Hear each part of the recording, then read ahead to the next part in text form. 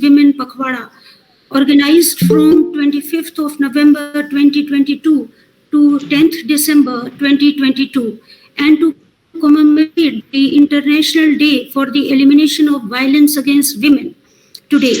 I appreciate Professor Gurku to have accommodated us in her must be extremely busy schedule.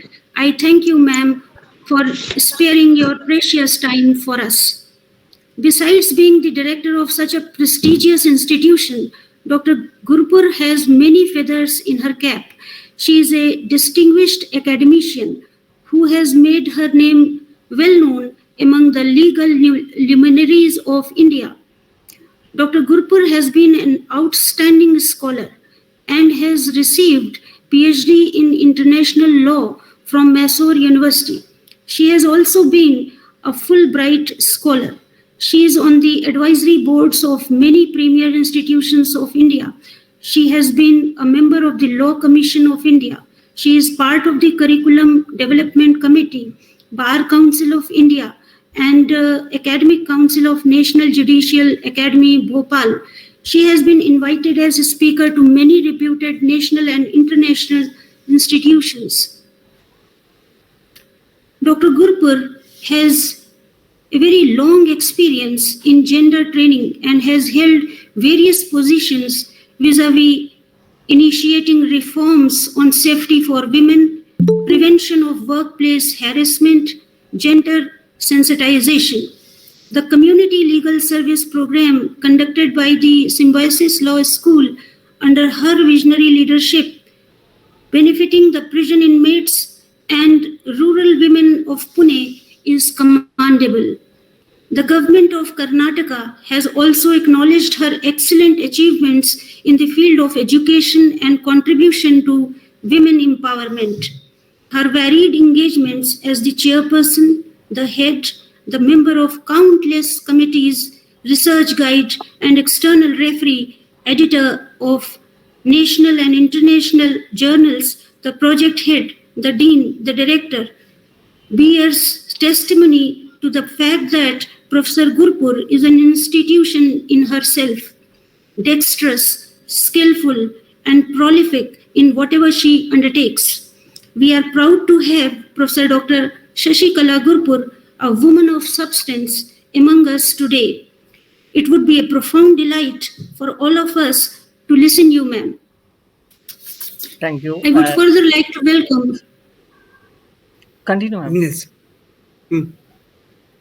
I would further like to welcome all faculty members, employees, and students who are connected online with us today in this program. I am grateful to Professor Anuradha Agrawal, Director, Center of Women's Studies, University of Allahabad, as organizing this program without her would have been far from easy. I also appreciate Dr. Gurpinder Kumar for his efficient support. Finally, I extend my gratitude to all the members of the Internal Complaints Committee, the ICC, for their continuous support and guidance. Professor Chanda Devi, Dr. Haribans Singh, Ms. Archana, Shri Suresh Chandra Ojha, and Mrs. Archana Singh, Advocate High Court. Of late, I have stumbled upon a startling comment by the Antonio Guterres, General Secretary of the United Nations, that every 11 minutes a woman or a girl is killed by her kin or a close friend in this world. He added that violence against women tops all human rights violations. This comment has come in the backdrop of the gruesome killing of Shraddha Walkar, which has recently shaken us all. Gender discrimination is often attributed to illiteracy or lack of education. It is an irony or a million-dollar question that how a thing which is an attribute of illiteracy has developed as a rot inside the institutions of higher education, and committees are formed to counter it. As an institution for higher learning, we are conferring the highest degree. We are at the top of the pyramid of education and learning. There is nothing beyond us. So there is no salvation for us as long as the rot of gender discrimination and sexual harassment exists within our premises. To foresee our campuses as places where the mind is without fear for the fair sex is not a utopian dream to be brushed under the carpet, but a goal to be realized. Our game is to our aim is to instill this realization in every person stepping inside our premises as a student, as a teacher, or as an employee. Acknowledging the presence of sexual harassment of women at workplace, the Honorable Supreme Court of India in 1997 had formulated the path-breaking Vishakha guidelines that made it mandatory for institutions across the country to put in place measures to prevent and redress sexual harassment at the workplace. As per the UGC, prevention, prohibition, and redressal of sexual harassment of women employees and students in higher educational institutions, Regulation 2015, the Internal Complaints Committee shall provide assistance to the aggrieved. It shall provide a mechanism to dispute redressal through just and fair conciliation without undermining the complainant's rights. It shall minimize the need for purely punitive approaches that lead to further resentment, alienation, and violence. Shall protect the safety of the complainant by maintaining confidentiality and, if required, rules relaxation to some extent, and shall ensure that the victims or the witnesses are not victimized or discriminated. I wish to reiterate that the rot of gender discrimination and sexual harassment can only be cured by the sustained doses of awareness and counseling, administered with commitment and compassion. And with my friends like Professor Anuradha Agrawal and Professor Chanda Devi, this task would be far easier to accomplish. At this juncture, I find it highly pertinent to mention that University of Allahabad has finally received its first woman vice chancellor after about 135 years since its inception. It fills me with profound hope when I see women at the helm in the offices of the university. It is an assurance to all the women within the premises of the University of Allahabad that they will no longer be viewed through the bigoted monocles of gender discrimination, that they belong to a campus where sexual harassment has no place. We publicly commit ourselves to zero tolerance policy towards sexual harassment and to create our campus free from discrimination, harassment, or sexual assault at all levels. Now, with this, I would like to pass on the baton to Professor Anuradha Agrawal, but not before thanking her and her team for going a long way towards organizing this event. I thank all the ICC members for their support. And finally, all my praise to our guest speaker, Professor Dr. Shashikala Gurpur, for gracing this event. We thank you, ma'am, on behalf of the university and hope to receive this privilege again in future. Thank you. Thank you. Thank you so much, ma'am, Professor Mona Karim, ma'am, for a wonderful welcome note. And not much taking time, I'm inviting Professor Anuradha Agarwal, ma'am, Director of Center for Women Studies, just to have a welcome note and a brief introduction of regarding the topic which the speaker will deliver. So, Professor Anuradha, madam. Thank you, Gurpinder.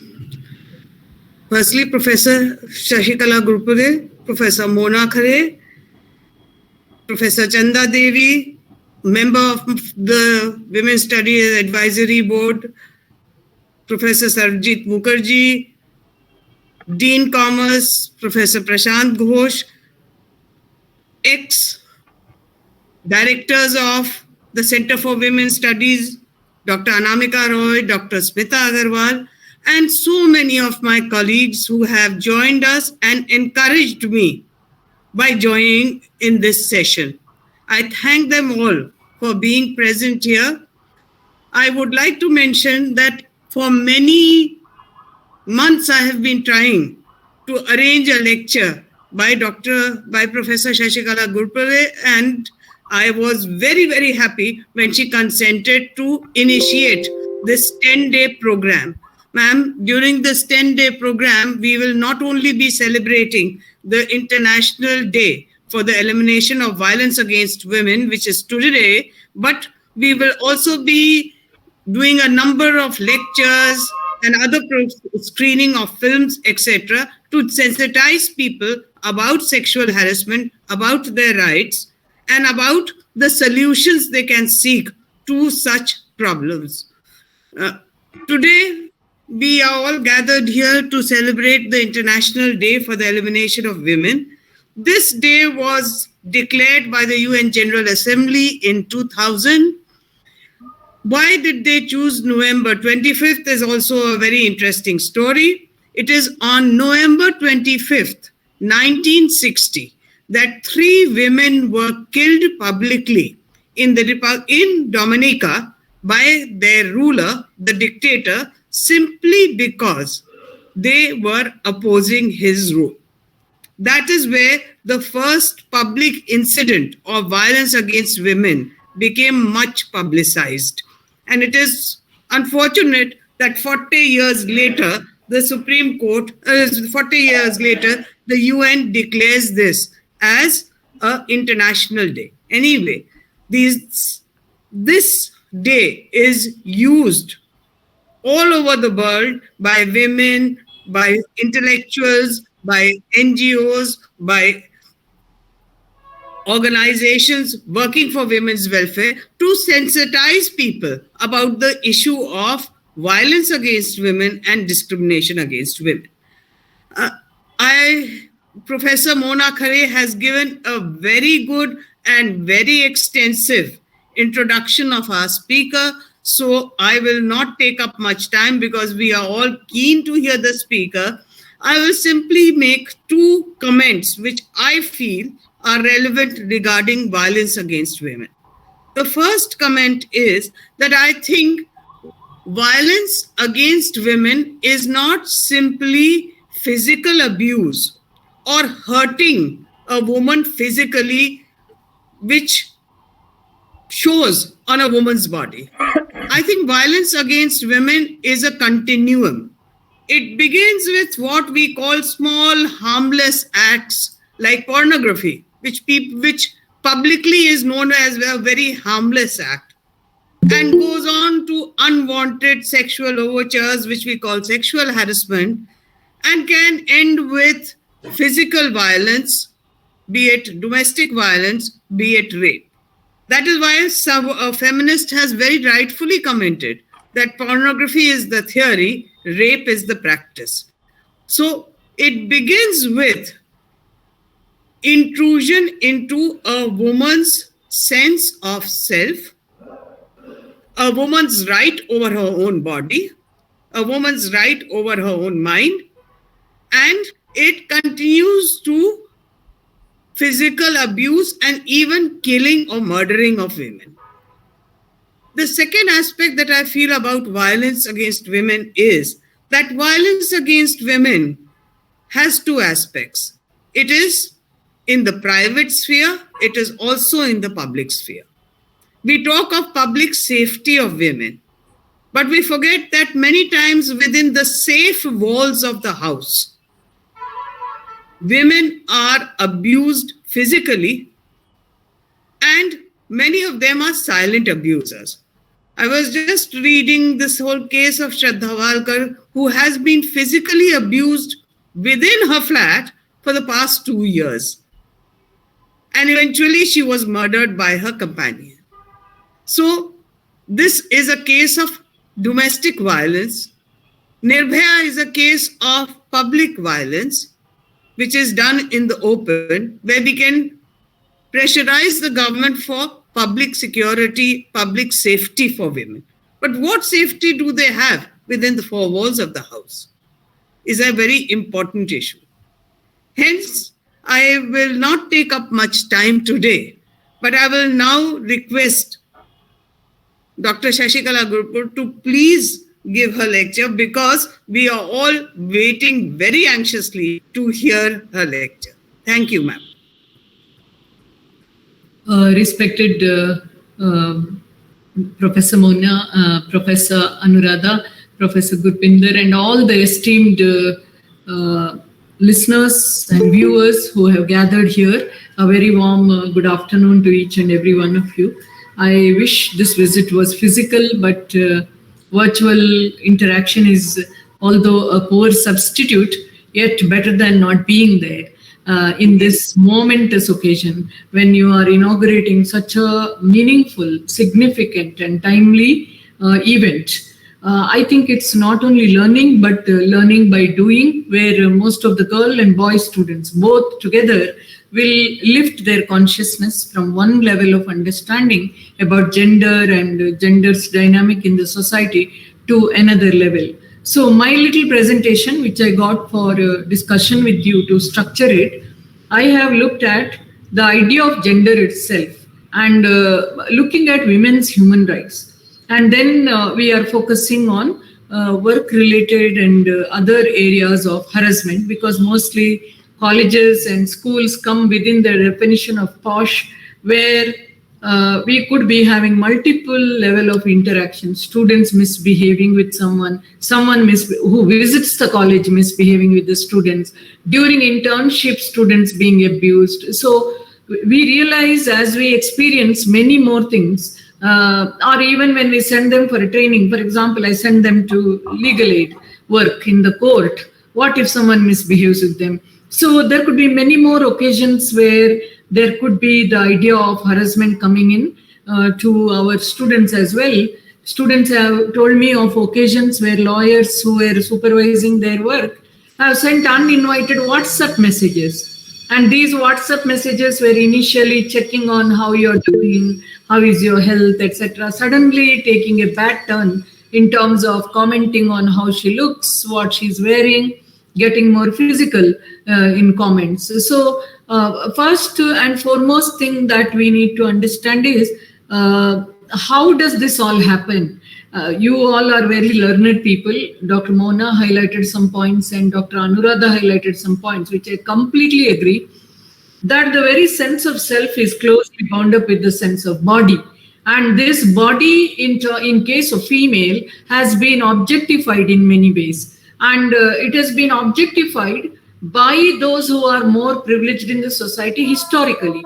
So in that objectification, subconsciously or unconsciously, woman builds her own idea of self, which gets its meaningfulness by being objectified, tries to seek attention and acceptance in this dominant society by following their mode of beauty, their code of beauty, their expectation of behavior.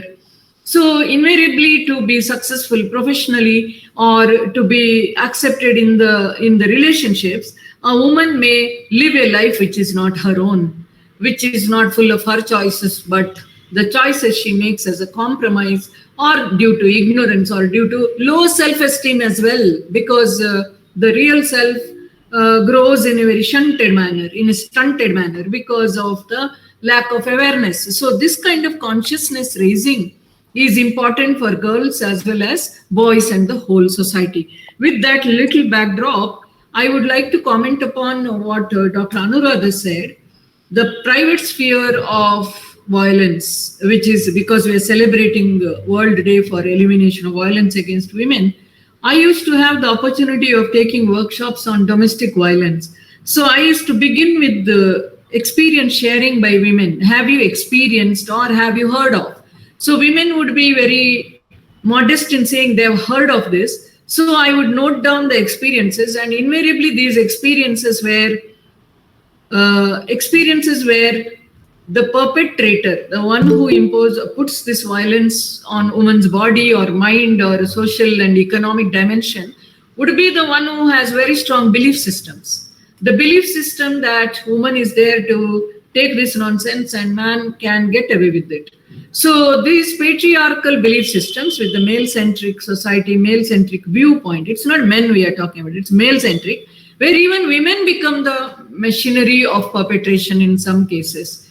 So breaking this dynamic psychologically with awareness, with understanding, with the experience sharing was the job I used to do at different levels. I've done it at the university level, community level with the educated urban communities in Ireland, and I've done it at the rural communities of self-help groups in Karnataka. So everywhere I've seen patriarchy only changes its manifestation, but its root always remains. United Nations Development Program way back in 1993 pointed out that with the modern form of technology and development, violence has not ceased. It has changed. It has assumed new forms. So in my presentation, I'll be talking about virtual violence as well. It's not just physical, mental in the proximate sense, but also virtual sense. Cyber-related bullying and other trolling and other modes of mental harassment, which is there. Now, in domestic violence, first was forms of violence that we used to chat. Secondly, we used to ask what could be the kind of reasons why women put up with this violence. So it was very clear that some of them said women were helpless, they didn't have economic means, they had to depend on the husband or in-laws for that, they didn't have their own home. If they left the house, it meant that it was the loss of children to her. So she always thought that how long will police be with me? How long lawyer be with me? How long courts will be with me? It will be my life. Instead of going into the larger life of being exploited by someone else, I would rather continue with this hell. Or let my children, if they get exposed to outside world, they may get broken. So it's better I continue. But research shows that children who are used to conflict-ridden, violence-ridden homes are more psychologically damaged than the children who are outside of such homes and co-created their connection with the separated parents. So there are these myths which we need to understand. One of the myth is, if the man is beating the wife, she must be doing something to get this beating. The reality is, whatever she does, your behavior is your responsibility. So myths and reality we used to explore in these camps. And then the women used to realize that the idea of helplessness is an artificial construct. There's no one who is helpless. There is no human situation which cannot be escaped from or broken from. It's only that you have to have the wherewithal to cope with that and to get out of it and to break that cycle of violence. So here we don't hate any of them. We don't judge any of them, but rather we try to break the dynamic of violence, and then the one who is rehabilitated can be slowly inducted once the one who is the perpetrator is reformed.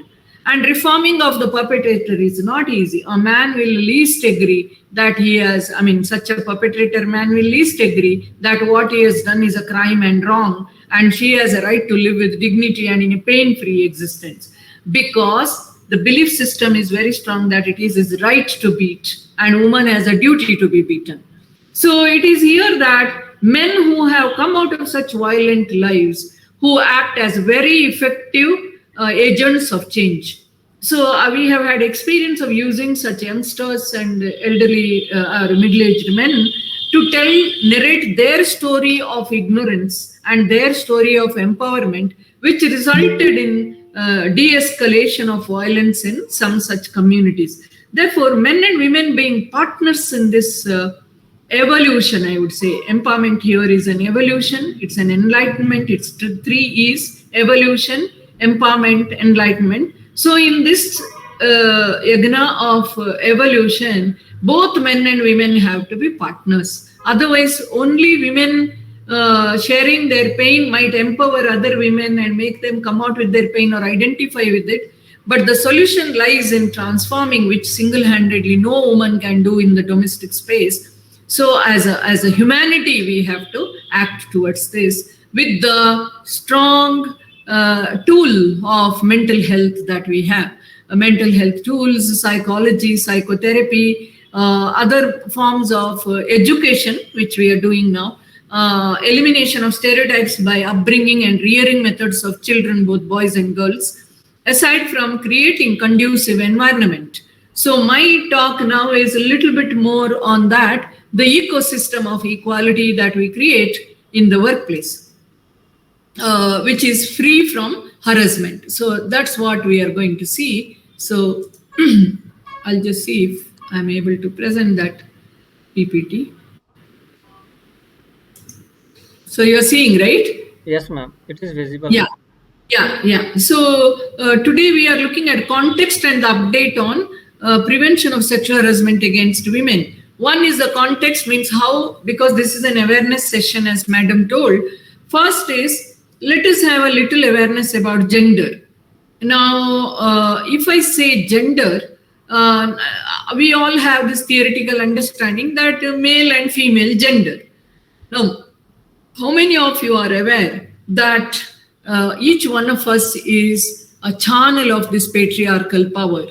Would you agree with that? So we do this exercise. Either we pick up the news page of a newspaper, like I've got a newspaper here. I'll show you this Indian Express. I hope all of you are seeing there.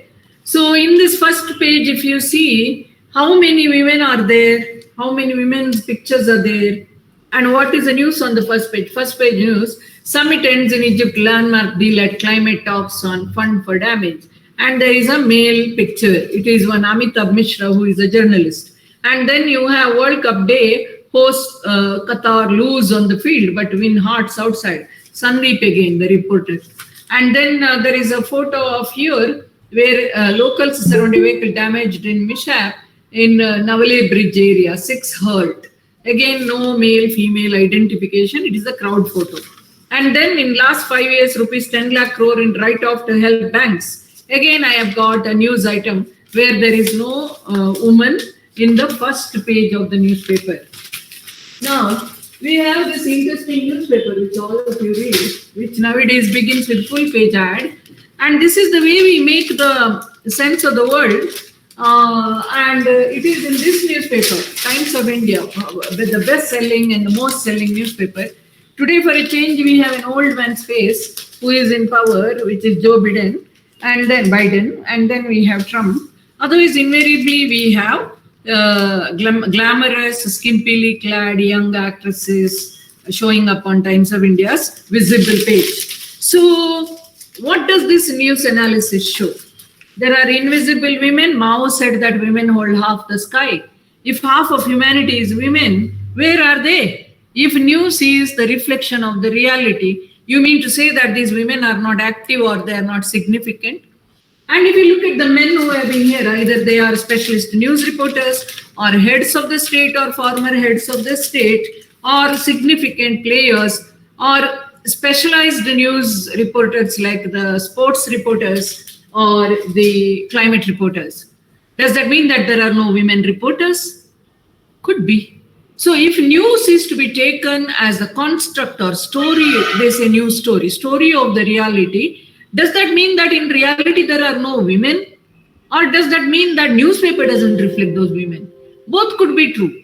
Where women are active, that is not newsworthy. Or where news has been reported in those areas, women's visibility is less. Therefore, if you deconstruct every news item in the news making page on a particular day across language and across publications, there is no conscious effort on the part of the editors also to set right this kind of accountability, because they sell the news that sells. They sell the news that matters, and that what matters becomes the news. So the gender focus in the news will invariably show that one particular gender dominates the land space. Now, the second exercise I give is, I would request some of you to respond. You should tell me, you have two tables here, two tiles, one is yellow and one is blue, and I have some words there. If I say dominant, do you think it is male or female? Anyone can respond. It should be within first 30 seconds. I'll tell you why. Quickly, what comes to your mind? The minute I say dominant, is it male that comes to mind or female? Which is the word that comes to your mind? Male. Male. Loving. If I say loving. Male. Male. Male. How many of you say male? Do all of you say loving is male? Head of the family. Male. Yes. Male. And then the breadwinner. Male. Sacrifice. Female. Female. Yeah. So I won't go very deep into the connotations. You can analyze this, but I'll show you how this exercise shows how we, with our education, also are carrying these stereotypes. If I tell you that dominance is a behavioral pattern which can cut across men and women, maybe there are majority men who are dominant, but to stereotype means to repeat that truth. If we cut that repetition by critical thinking, then it will be clear that in a situation where there is no awareness or exposure or understanding, only men could dominate. Their behavioral pattern could be dominant. But wherever women behave like men, there could be some women also who could be dominant. Therefore, social connotation in terms of behavior and positions, like head of the family, it's a social connotation in the society that we are in, which could be upper middle class, urban society.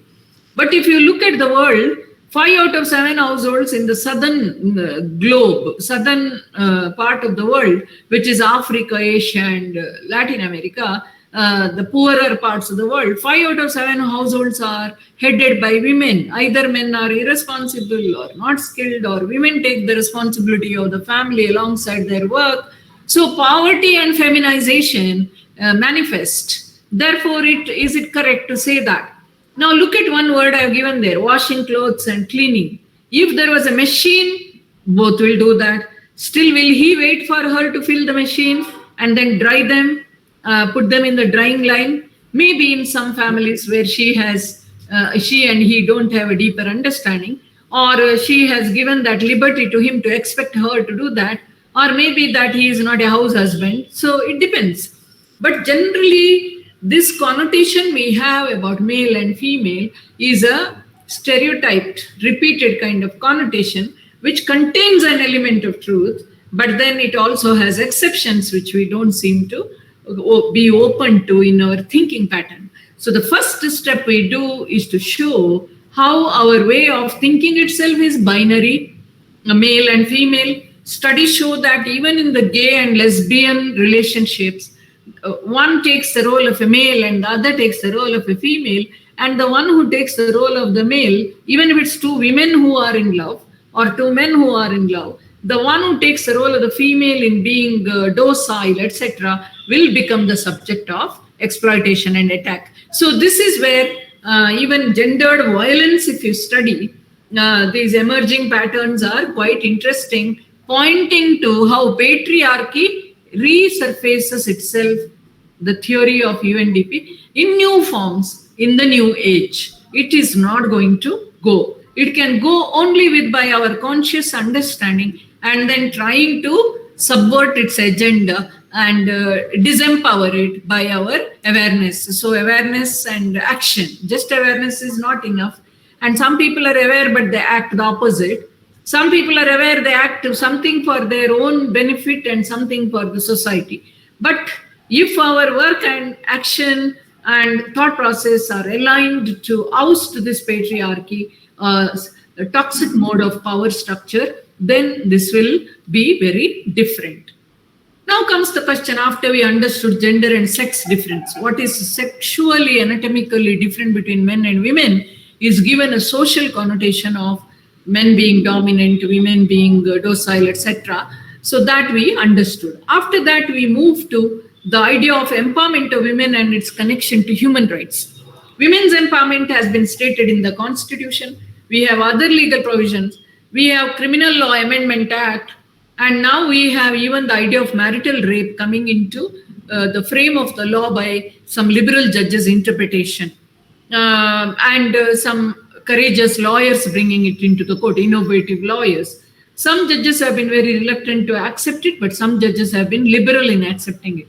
One interesting instance of marital rape is where the institution of marriage in certain religious context is allowed to have minor girls becoming wives and eventually becoming mothers.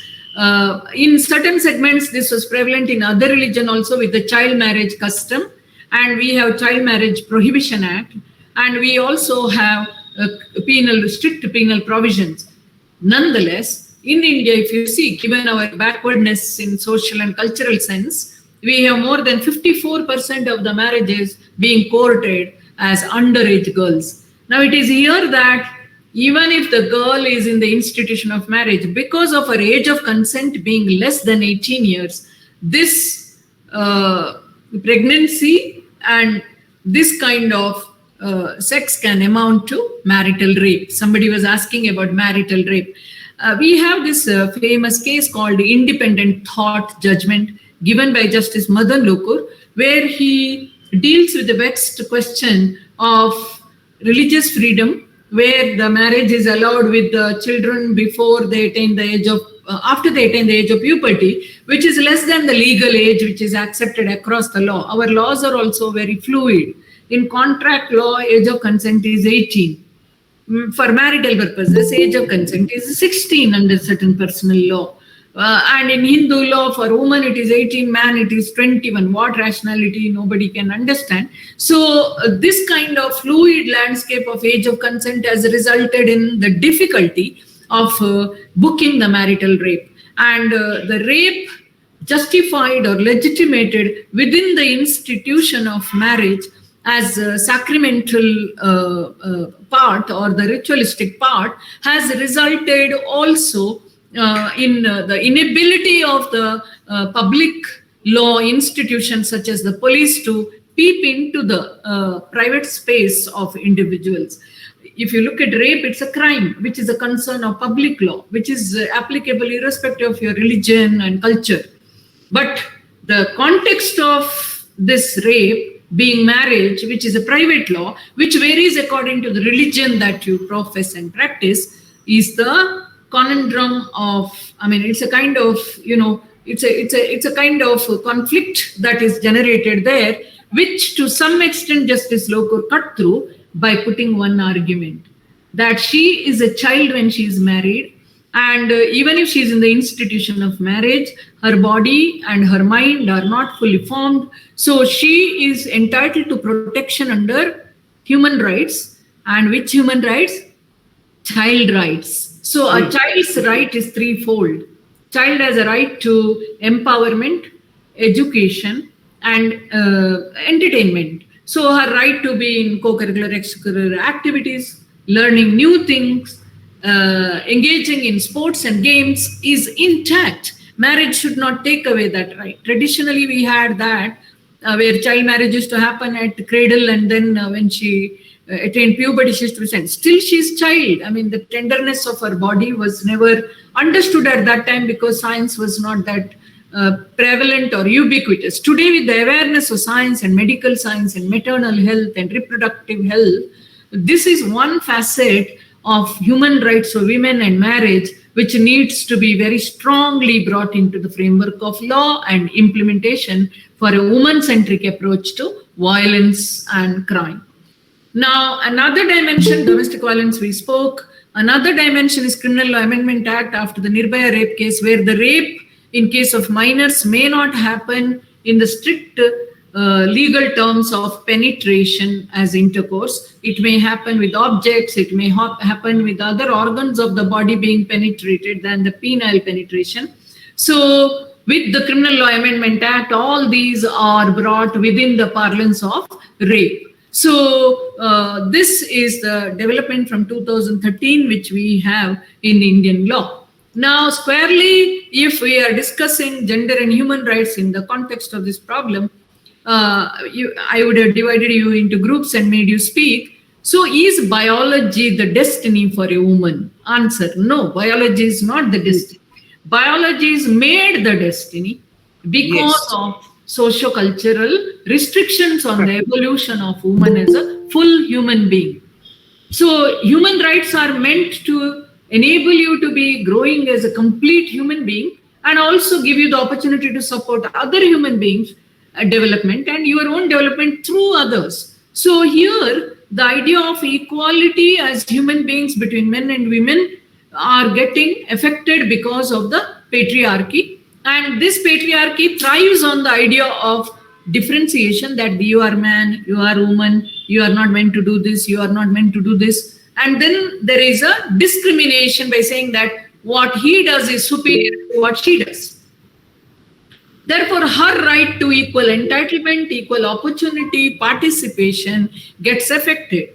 So discrimination here is inequality because it results in three outcomes. One is denial. Second is exclusion.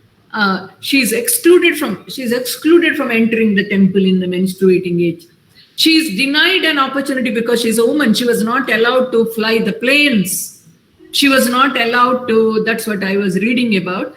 At that time, the very first British woman pilot was being interviewed by BBC. And she said that they assumed that a woman cannot carry weight. So she was saying in Indian rural villages, women carry 2 pots of water on the head and 2 children on their arms. And then do you mean to say that they can't carry weight?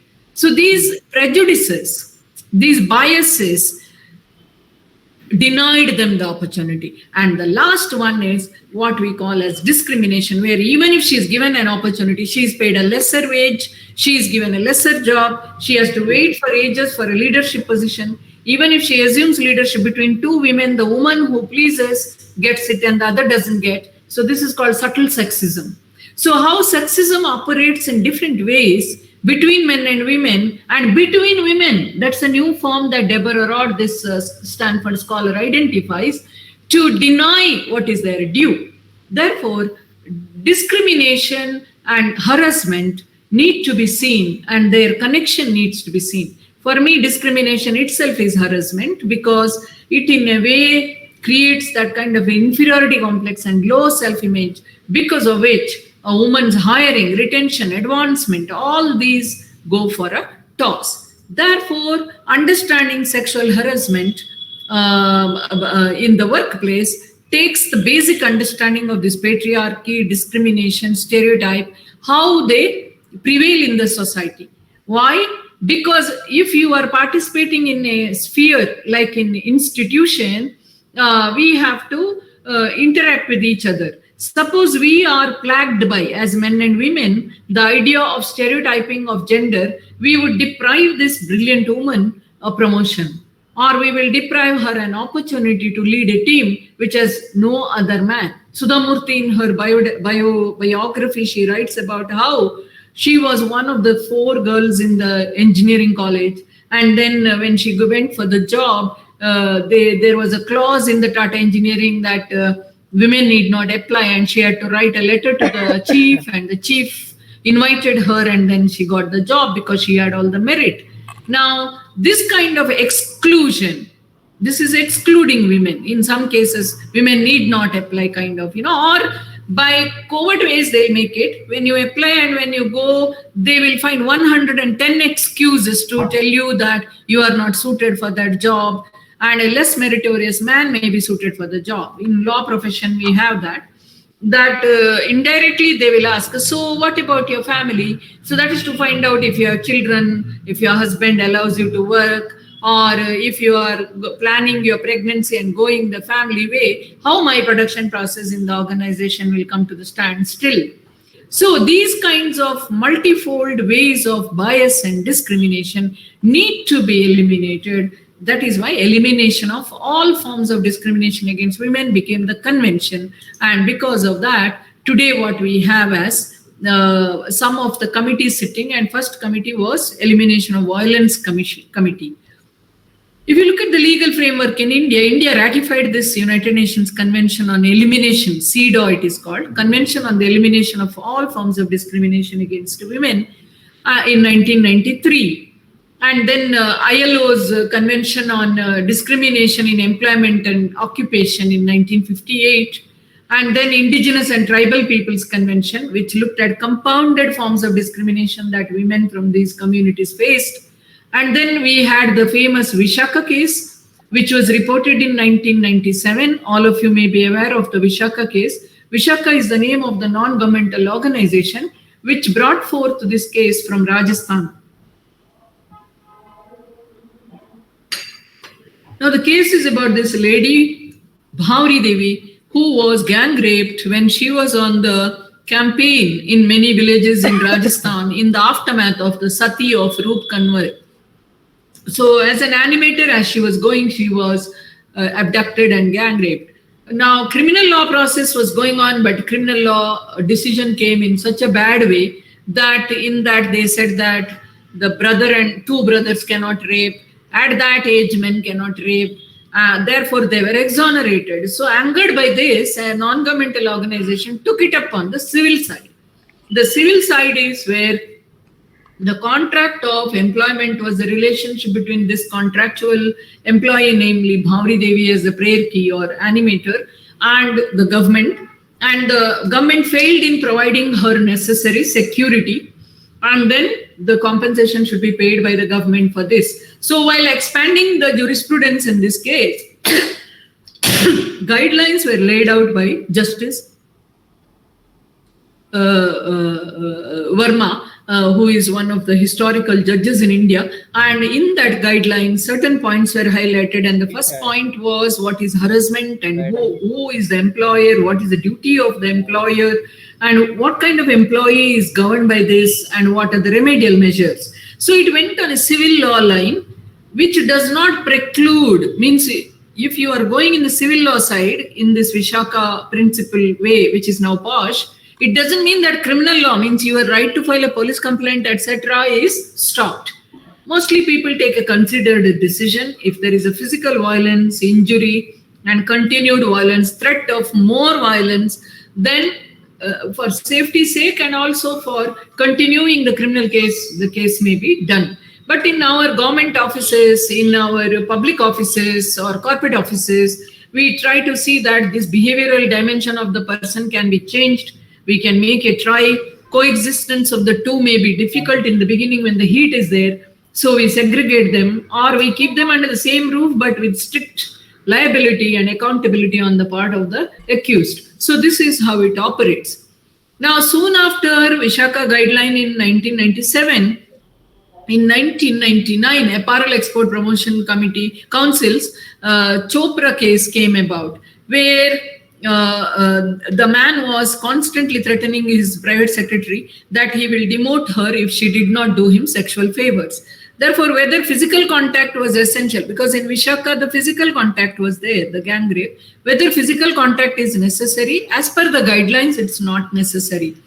And then, interesting thing is, 1997, the case was decided, Vishaka case was decided, but most of the time, because it was a guideline, depending on the society, in Pune, people immediately implemented in most of the universities and colleges. I came in and I saw strict adherence to Vishaka guideline.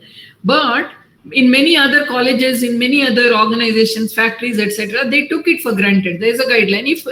If people go, then we will see kind of attitude. So Medha Kotwal Lelia Punikar filed a case in Mumbai High Court, filed a case in the Supreme Court, whereby she questioned that after so many years, 20 years almost of this guideline, 15 years by the time the judgment came, the implementation has not been done, and she said that there should be the order issued to the government to implement a legislation to this effect. Therefore, within 1 year, Government of India adopted the Sexual Harassment of Women at Workplace Prevention, Prohibition and Redressal Act of 2013. Now, overview of the Act, if you look at, the purpose of the Act is to protect, prevent and redress. If anyone is subject of sexual harassment, then their grievance should be redressed. So these three purposes, and the Act defines the word sexual harassment, aggrieved woman and workplace. Interesting thing is the woman may include not only one who is regularly employed, but even contractually employed, even someone who is on a piecemeal service. And then a woman here, for example, if there is a cleaner who is coming under contractual arrangement with your institute, or a security personnel, It can operate both ways. In Infosys, we had such a contractual employee killing the regular employee. So both ways it can operate. Therefore, being vigilant about that is the duty of the employer. Therefore, I don't know how many security cameras you have in your university. Invest immediately in security cameras. It's a mandatory thing. And lighting up places which are shady and dark, especially after the sunset. It's very important because an attacker may lurk anywhere. And nowadays with the e-technology, anybody can track, anybody take photos and troll them in online media. So being alert about one's own safety and also organizational safety is very important. And then we have internal complaints committee, which you know, and then sexual harassment is defined both in the physical, mental, verbal sense, and now electronic communication. Aggrieved women can include patients also, clients also, students also, interns also. So not only employed but also unemployed, because it is workplace which we are taking into consideration as the venue of this wrong. So here, employer's duty is primarily to provide safe environment and assistance to file the complaint, to constitute ICC, to display prominently that we are zero tolerant to sexual harassment, and to also the posters should explain the penal consequences. Now, employer also has the duty to create sensitization and awareness and initiate action aside from this ICC under the criminal law of the land starting through the police complaint if the aggrieved wants. It is aggrieved's choice. It is aggrieved who says that it was an unwelcome gesture. In an organization which has 10 people or more, the district, we have to create an ICC within the organization. If it is less than 10, then in the district office you can register, and district office will be acting as the ICC local committee, and he can create a complaint against employer if any employee complains. So usually in internal complaints committee, a senior women employee presides over. Minimum half of the members should be women, and it should be for the duration of 3 years. So appointment has to be issued because that's the duty of the employer. Allowances if an outside member comes, which is usually a non-governmental organization or lawyer, and there should be 2 representatives among the employees. So this is the overview of the act. I'm sure you will have more workshops on this. But if you ask me, how do you understand sexual harassment in these cases? Look at this story. This young team leader, Kamini, works in a call center. She's very direct, dedicated, perfectionist. She usually stays back at work to complete her work. Her colleague says that she should complete it for important presentation, and he brings dinner. And then later he says he will drop her home since it is a long day. He tells Kamini that if she can spend night with him. She refuses firmly and goes home. Next evening, he repeats the request, and then he threatens her that if she doesn't give in, he will tell that she made passes at him. Does this amount to harassment? Answer, yes. And then the question is, when it is brought to you, if Kamini to your ICC, if she complains, how will you go about with this complaint? What are the kinds of evidences you will collect? Since they were the only 2 at the office, what are the evidences that they too were there late in the office and he made her to sit and work unwantedly? The extent of the work, was there really, you don't have to see all this for entertain the complaint. You should not discourage a woman. First thing as ICC you have to do is believe her and provide her the support to make the complaint. Then if the complaint is tenable or not. See, false complaint is different. When suppose the CCTV camera shows, attendance registers that day that man was not in the office, it's prima facie false. But if he has been doing this once or twice and there are evidences he has gone to drop, etc. Nowadays it's very easy. In Google you can track also.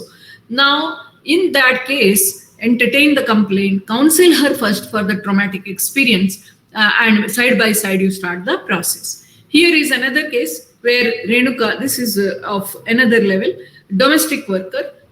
She is taking care of household activity, And one day when the lady leaves early, when she is alone in the house with the male member of the household, he is leering at her and walks around the house wrapped in nothing but a towel and making her uncomfortable and pinches her bottom. When she protested, he threatens to accuse her of stealing and that he will ensure she loses the job. This happens to many people. It is here also that awareness as employers and awareness as employees to these people to be created. In our university context, we have people who are outsourced. So being very mindful of their rights also is important for us under this legislation. Therefore, in both cases, if you see, in one case, demand or request for sexual favor, the green tile. In second case, it is physical contact or advance. And then making sexually colored remark could be another, or showing pornography. Sometimes, I mean, now we have a phenomenon called texting or sexting, sexually colored text. Any other unwelcome physical, verbal or non-verbal conduct of sexual nature will be covered under this.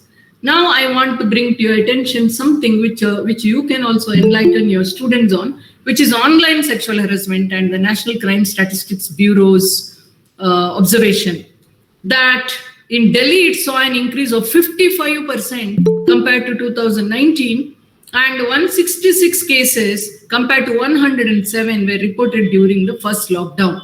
According to this, explicit act and material were 19, which increased to 59. See the liberty, because there is no, I mean, this would have come otherwise or ignored, but because it is done in the e-mode, there is an evidence. Because many times women ignore also.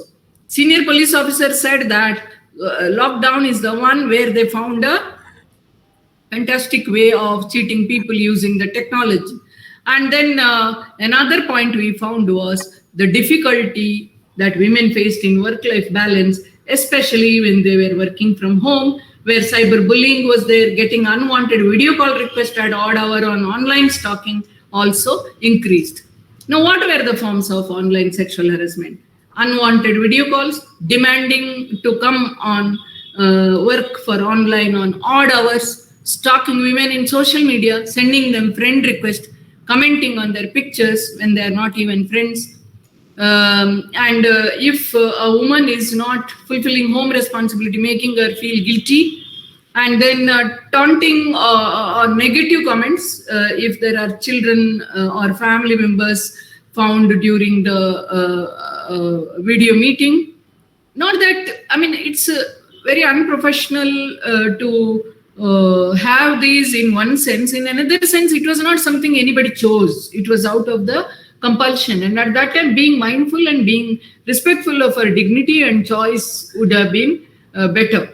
Getting calls and invited for unscheduled meetings in the name of urgent matters. This has happened to many women. And male colleagues inappropriately dressing and causing some kind of discomfort to the female co-worker and passing inappropriate comment, personal comment and other comments during the conference calls. So now we have separate policies under the POSH Act, but online harassment is something that needs to be looked at. And if any woman goes through this under the IT Act, they can go to the cyber police and file a complaint, including transmission of obscene or electronic kind of messages. So as ICC, when you are checking, nowadays you may come across more and more of online mode of harassment or a combination. I mean, in that also we are blended, or what is the hybrid mode of harassment also may be witnessed. Now, these kinds of online harassments not only attract Indian Penal Code, whereby you can approach the police for intimidation. One of them is non-cognizable, means police can arrest also. And prescribed punishment also is provided under the IT Act if a woman is stalked. So it can be again hybrid in terms of taking the recourse to the law. Now, you can file complaint at the cyber cell if it is under IT Act. IT Act means if there is Section 67 and others where your photograph has been created, morphed, etc. But if it is, and in addition to that, because it is threatening your security, reputation, etc., you can do it as an FIR with the police in your jurisdiction also. and compulsory for the police to register FIR when you approach through the police commissioner. If they refuse to file, go to the police commissioner. So within 36 hours, the police is supposed to report and then take action, because many a times we have seen that cyber harassment with morphing and illegal photos, etc., has resulted in these women committing suicide. Therefore, police are also very quick in taking action. Non-governmental organizations give support to such women. So if any of your employee is suffering from that, at the hands of another employee, it is your private, it is your immediate duty. But if it is done at the hands of third party, your cell can always guide with its network to support that woman. And within the office or through the office channel, you can give suggestions for psychological counseling. So always don't delete such materials. They're very important. Store them in your email or some other part of your computer. From the WhatsApp and mobile, you can always transfer to the email. And their printout also you keep. We tell these to students, I mean, especially with students, some silly conflicts in online behavior comes, that time we ask them to keep the screenshot and its printout so that later on it can't be exaggerated and added on or deleted. So in this case, employer is responsible if harassment happens in the workplace. In the private workplace, I mean, if employer's quarters is the site, then dwelling house also is the place where if harassment happens, employer is responsible. And then for management supervision and control also, employer has to assign someone to see that these processes are followed and POSH Act is brought into action through the ICC, and or it is prevented. So I already told you that non-compliance is not is viewed seriously with 50,000 rupees fine if POSH ICC is not created. Therefore, duty is to create. There are many other duties: implementing the policy, treating sexual harassment as misconduct under your HR or service rules, displaying the consequences, displaying that your organization has this and this is sexual harassment and this is the consequence. Sensitizing employees about gender discrimination, their thought processes, preparing an annual report, how many cases came, or nil report. But it is a nil report as case, but the how many workshops you did, how many activities you did, how many support you gave, that you can always put in the report. Assisting the employees in preparing the report, you should have formats, forms, standard operating procedure, other provisions, and then internal complaints committee to be constituted. So you should go from left to right, from internal complaints committee to implement POSH policy. So I hope that's clear as duty of the employer is concerned. With our limited time, I can only talk that. And then in the committee, we have the chairperson, minimum 2 members, and then member from NGO. So I want to highlight this inquiry process. First is you receive a complaint. There also you have to support the person to come forward, help them collect witness, put it in writing, protect their confidentiality, give them that kind of assurance that we trust you. So first step is receive and acknowledge the receipt of the complaint, then meet and talk to the complainant to explore informal resolution. Sometimes the complainant may be understanding the situation and she may be willing to forgive, or she may be willing to reconcile, not by saying that he is right. If he apologizes, then because behavior is one of reaction. So it is all for her to decide, not for ICC to persuade or decide. So that may be, or sometimes they themselves may come and say that I don't want to prolong this. I don't want to look at the face of this person. Put me in some other department. So they themselves will come out with these solutions. So that time you have to sit and talk and take the options. Then informal mechanism is formal mechanism. Informal is where few members will sit and talk. Formal mechanism is where an open discussion in 2 caucuses, means once with him and once with her. Then respondent and response, means question is asked, answer is did you do this, did you do that, that kind of. So these 5 steps are done informally, formally, and then response, and then plan the file carefully, and then look at what consideration, means which kind of evidences, etc. have been taken. Then you start interviewing the witnesses, prepare an interview plan where the complainant comes first, from whom you take the narrative, then witnesses, if she states any eyewitnesses, the documentation of texts, etc. And then you examine the respondent, and then see the completeness, whether all information is complete, all the issues such as was there an harassment, form of harassment, evidences, etc. And then you go to the stage 4, which is reasoning. Analyze and assess the information. Are they matching? Is there discrepancy? Any discrepancy results in doubt on the accused and also on the real event. So create a timeline to establish the sequence. You reconstruct the event and see if it has really happened. If yes, then what kind of damage has happened? Is it only physical damage, mental damage? How many times she has seen a psychiatrist? How many leaves she has taken? That will help you to determine the extent of the damage. And after you find similarities, differences, you locate the harassment that has happened, you give your finding in summary, and then you make your recommendation and you write the report and hand over the report to the head of the organization. Nowadays it is HR, and then HR gives to the head of the organization. Now the most interesting thing here is when you are analyzing, it's very important that you don't go by hearsay, you verify, you cross-verify. Now, in the process also, not to cause any kind of doubt or damage in the mind of the victim or survivor is very important. You should do it in an absolutely professional manner. Therefore, once the complaint is given, within 3 months, the complaint should come. Now, if the event has happened today, within 3 months, earliest it should come. If your organization is a very transparent organization, people will immediately come to you. So in writing and give assistance, and then conciliation can happen by settlement. That's what we said, formal or informal.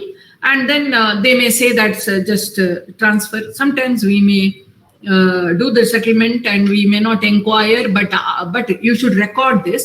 And then if that settlement, which is about him paying some money or him leaving the organization, if it doesn't comply, then you have to go for proper inquiry. So this is the first step, and then inquiry. Under the inquiry, as per service rules, as I told you, understand ICC is equivalent to civil court. The head of the ICC is equivalent to the municip. So this power is very important, which it is not simply power and respect. It means that there is huge responsibility. Therefore, abusing the power by being biased, sitting in a case where your child or relative is involved, so thereby defeating the principle of natural justice, because natural justice has two important principles. One is, no one shall be judged at his own cause, means you should not sit on your own cause, your departmental and others. You can recuse yourself. Second is, no one shall be tried unheard, means the accused should be given proper notice and proper opportunity to speak and explain their case. After you hear both the parties only, you can prepare the report, not one-sided. This is very important. So when the appeal goes by the aggrieved that enough punishment has not been given, or by the accused that more punishment has been given, high courts always see, they don't see the merit of the decision. They always see whether the decision has been taken according to the process that is explained in the law, and what we call as according to the due process, with proportionality, means proportion of the wrong and the punishment given, and with the principles of natural justice. So compensation can be determined by ICC for the trauma, pain, emotional distress, loss in career, promotion and discouragement, medical expense, income status of the other party. Suppose the peon hurts you, then if you levy 5 lakh compensation, that will be impractical. So there should be some kind of consideration to the income status of the other party. You can take this in one go, or installments, it can be cut from the salary. If one is not happy with the decision, they can go to the court within 90 days. And if an organization should create an ICC. So everything happens within 3 months, the complaint, within 7 days, ICC should issue the notice, within 90 days, inquiry should complete. So the whole process, once the complaint has been received, cannot take more than 100 days. And then implementation should be within 2 months. That means within 6 months, everything should be done. And after that, within 3 months, if someone is unhappy, they can go for appeal. I have very, very interesting cases here, which I'll leave it with you. In this case, what happened was there was no law at that time, and the lady filed a harassment complaint, and then they ordered inquiry under the new law. And then they found that she had some other motive to get an undue promotion. And then in this Mudrika Singh case, which came in 2021, they said that hyper-technical, this is Justice Chandrachud who said that one should not be going too technically to deny the justice, but give the justice to the person who has come. If they are lesbian or gay, that should not be, or LGBT, that here one who is ill-treated can come under this law. So another issue is, should we declare the name of the accused in the newspaper? There are different opinions. In Pune recently, Coca-Cola company had a case of a person and it was declared in the newspaper. So maybe declaring is better, because we had the infamous Fanish Murthy case where despite declaration, he was such an expert in finance, he went on getting jobs, and Infosys had to pay $33 million as compensation in America. Then he enters the global bank again, he had the same story to repeat. Therefore, publicity to these people may save the organization and other employees from trauma.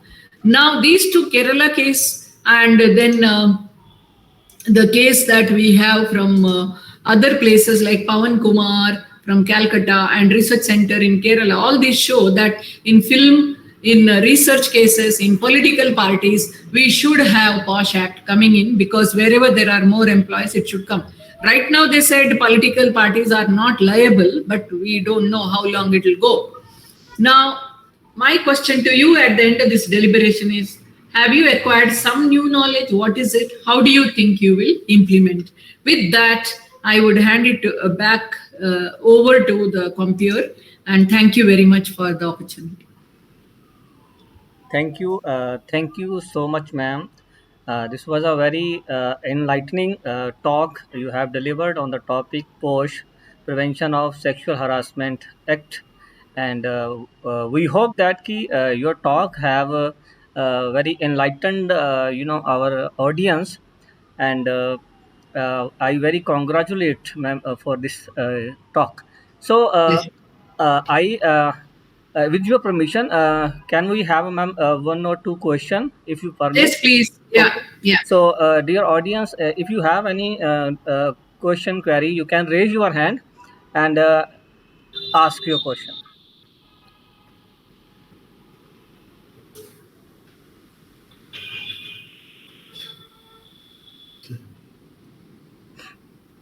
Kindly unmute and you can ask.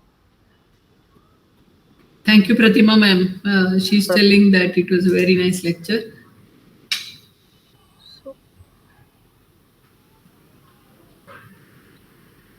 Any other question can come in the chat line also, or you can ask also. I hope I have met the expectation which was there, and yes. So, I think you have met the expectation more than we expected it. So I think even Professor Mona Khare has been able to get a lot of cues, because she's the presiding officer of ICC at the moment, and I'm sure you have given her a lot of guidelines regarding how to deal with cases. So, there is a question from Aparajita Kumar. Yeah, Professor Aparajita is there. It's nice to see her. Please show your video, Aparajita. Let us see after a long time. Thanks, Mona ma'am. Yeah. Professor Aparajita. Yes. Bolo? Yes, 1 minute. I'm unmuted. Yeah, good afternoon after a long time. Good afternoon, ma'am. How are you? Fine, thank you. So, I know that you are a very knowledgeable person. So, what is... No, yeah. Ma'am, my question was, there is also a lot of debate when, as far as the constitution is concerned, of committees, whether men should be part of it or not. One part of the debate says that it leads to a certain kind of bias. The other part says that it is necessary for men to be part of the committee to neutralize the women bias. What is your take on it? It depends on the type of the organization. If the organization has got more number of or equal number of men, then some representation to men should be there. But the Act doesn't prohibit men from being member. It only prescribes that a minimum of 50% members should be women. Yes. And today we can say men and third gender also may come. Yes. Thank you so much, ma'am. Welcome.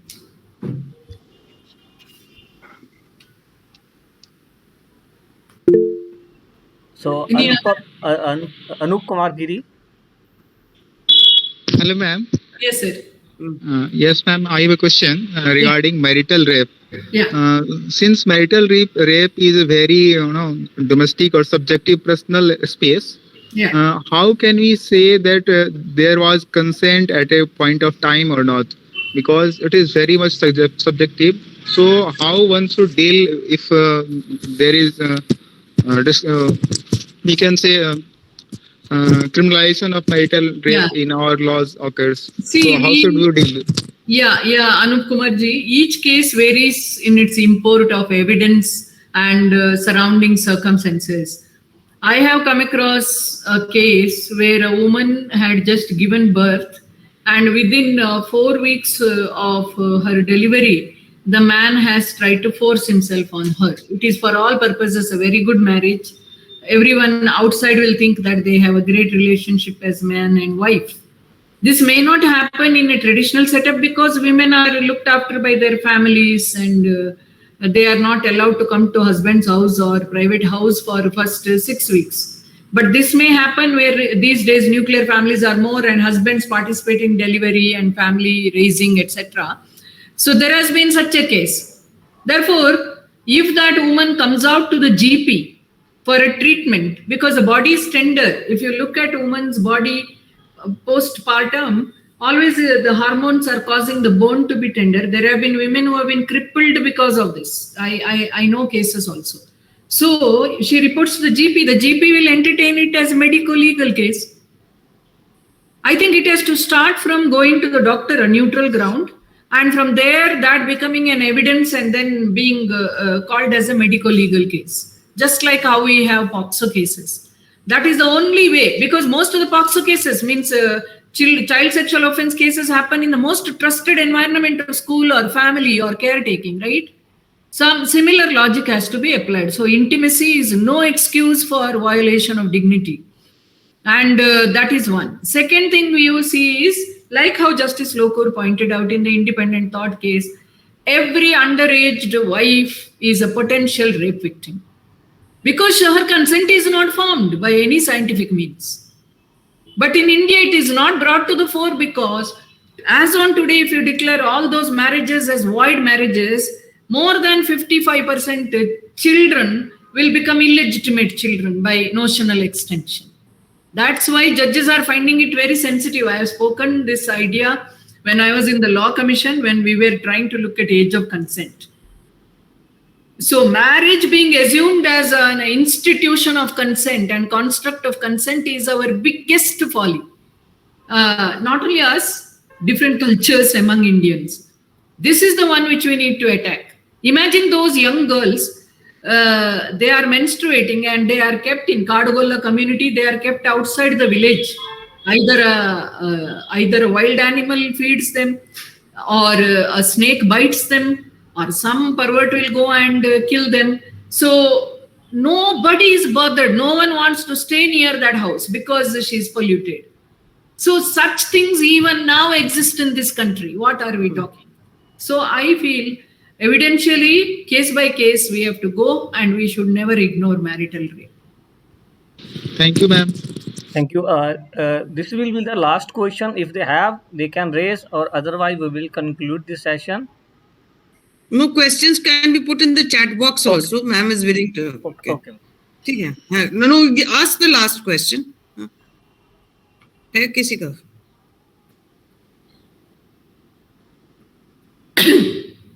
Okay. There's nobody, no? Okay, shall we conclude, ma'am? Okay. Yeah. Yes, yes. Thanks for this question answer session, ma'am, and the wonderful talk. So, not much taking time. I am inviting. There is Pooja, ma'am, which raised hands. Shall we take, or?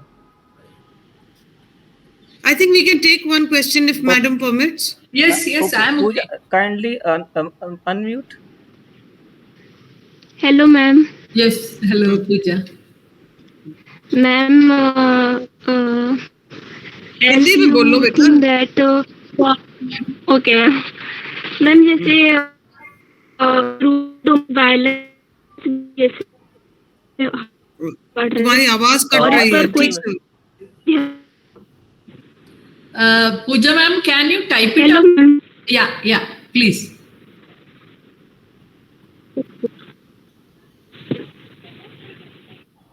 Yes, ma'am, yes.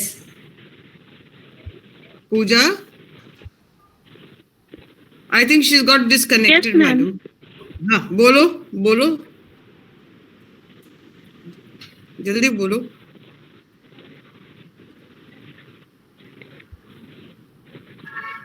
Puja I think तुम समय ले रही हो, अब तुम Okay, type time कर हो देना, रहा है। मैडम आंसर कर देंगे। Okay. ठीक है, So, let I'm चंदा जी। okay. I'm inviting Professor Chanda Devi, ma'am. Madam is a former chairperson of Cash and professor in the Department of Hindi. So, ma'am, मैं आपको आमंत्रित कर रहा हूँ इस आभासी मंच पर कि आप आज के जो हमारे वक्ता हैं उनका धन्यवाद ज्ञापन करें। Thank you.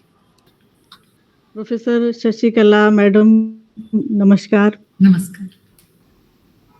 आपका नमस्कार। बहुत ही ज़्यादा ज्ञानवर्धक ये आपका जो लेक्चर है और इसमें हम लोग के आसपास रोजमर्रा में जो मामले घटित होते हैं उन पर कितनी बारीकी से आपने अध्ययन किया और हम लोगों के सामने रखा।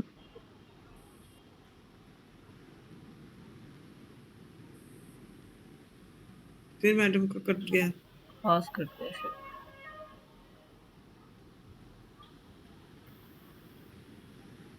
मैडम आपकी आवाज नहीं आ रही है चंदा जी। आवाज There is some network issue with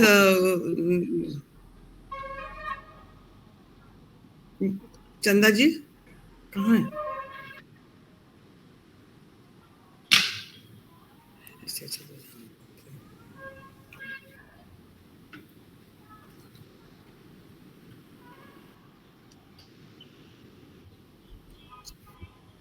phone करती हूँ एक मिनट। इसमें एक बात ध्यान ये आती है कि हमारे पास इतने कानून हैं और लेकिन फिर भी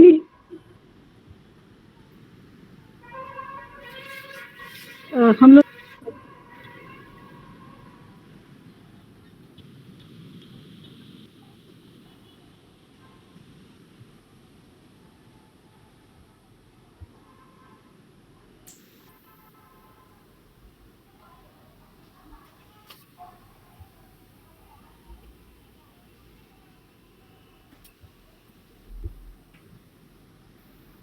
मैडम आपकी आवाज बहुत कट रही है, आ ही नहीं रही है। हाँ बिल्कुल नहीं।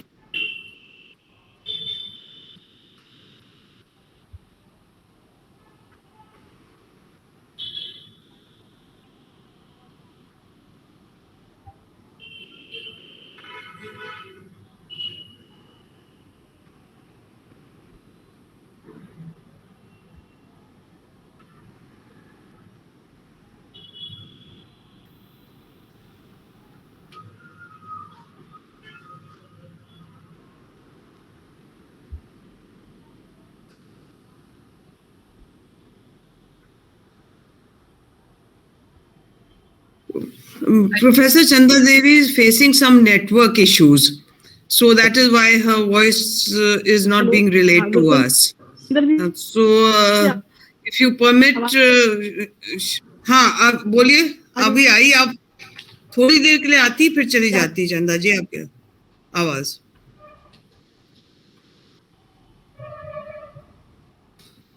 तो if you permit, we can I can put a vote of thanks to madam.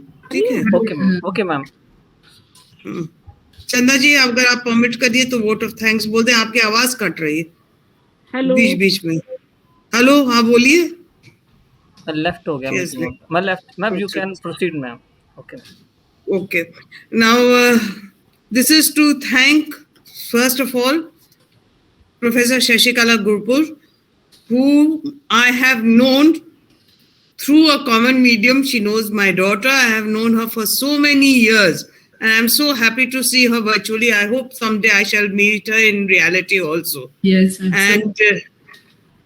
And she has delivered a very, very educative lecture, I would use the word, and given us so many practical examples, which I think the ICC committee often faces. And she has given us solutions to those examples. So I think it has been very, very informative. And I thank her for giving such a good lecture, for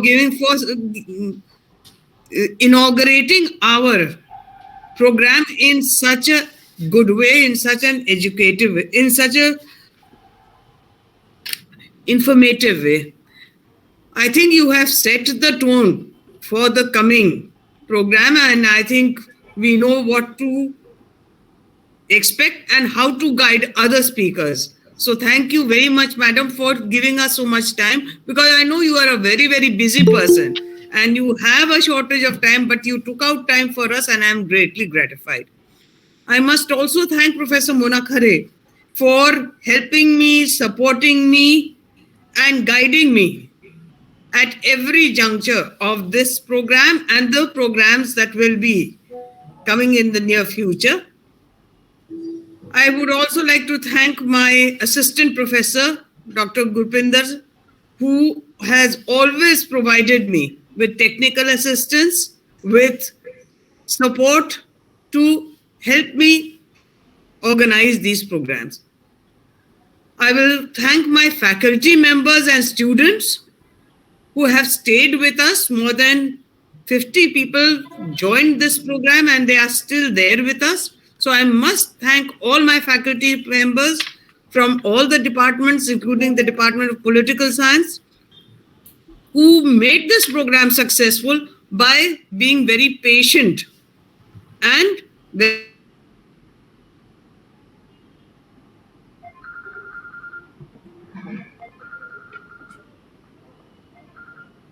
I must thank our Honorable Vice Chancellor. Her support, without her encouragement, we could not have organized this program. So therefore, again, I thank you, Dr. Gurpur, and I am looking forward to calling you again to Allahabad. Thank you very much. Mona ji को कुछ कहना तो कह दो. Ma'am, please unmute. Unmute करिए ma'am. Thank you, ma'am, for giving such a nice lecture. We are very grateful to you for your precious time for us. Thank you all. Thank you, ma'am. Thank you so much, ma'am. You are one of the very few feminist men. All the best to the rest of the week that you're celebrating. Thank you so much. Thank you very much. Thank you very much. So permit me to leave, please. Yeah. Thank you. Thank you. Thank you, ma'am. Thank you, ma'am. Thank you, Neetu. You are still there.